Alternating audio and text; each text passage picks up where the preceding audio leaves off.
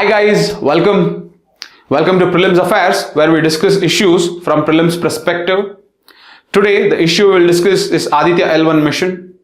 As you know, this issue is important because one, space as a theme is important for your exam. The second is it is a significant mission of ISRO.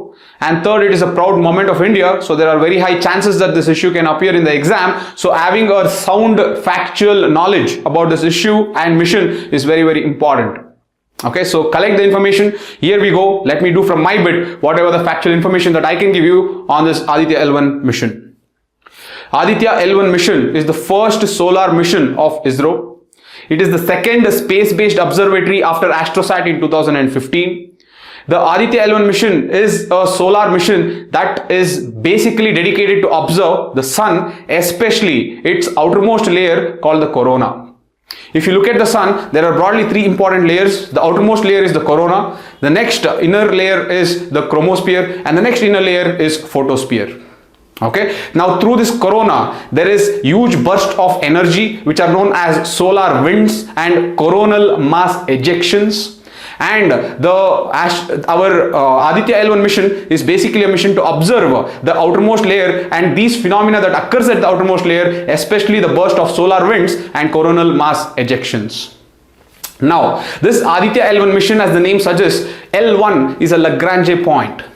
The mission is to allow the satellite to be placed at an L1 Lagrange point. As you are seeing, between two large masses, you always will find 5 Lagrange points. Now as you can see, between the sun and earth, there are 5 Lagrange points. L1, L2 and L3 are the Lagrange points that are found along the straight line. And you can see L4 and L5 that are placed in the third vertex of an equilateral triangle that can be drawn between the two masses. Okay, so these are the 5 Lagrange points that can be found between the sun and the earth. Now ADITYA L1 mission, as the name suggests, is the mission to place the satellite that will observe the sun from the Lagrange point 1, hence the name L1 mission. Now what is Lagrange point? Now if I have to define Lagrange point, it is at Lagrange points what happens is, at this Lagrange points, the gravitational pull of two large masses precisely equals the centripetal force required for the small object to move with them. Okay, so the gravitational pull applied by the two large masses will precisely equal to the centripetal force required for the small body to move along with them. This is the technical definition of what happens at Lagrange points. To give you a very simple, in a very simple term, it is basically a point which is used as parking spots, where you can park the satellite, and that space is where the satellite will appear to be fixed and it will consume minimum fuel.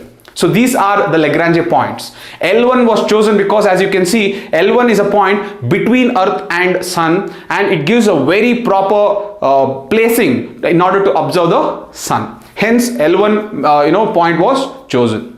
However, you should understand that L1 already is a point where the Lagrange point is where the NASA's SOHO observatory is present. SOHO is Solar and Heliospheric Observatory of NASA is already there in the L1 Lagrange point. Another information is, if you look at the L2 Lagrange point, you have the James Webb Telescope.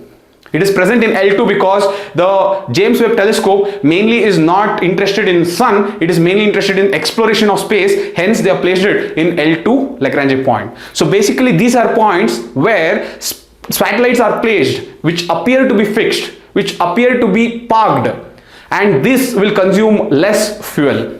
And they usually are put in hollow orbit. They are put in hollow orbit because they rotate along the same place without consuming more fuel, and they appear to be fixed. That's why they say that Lagrange points are where the satellites are put to hollow orbits.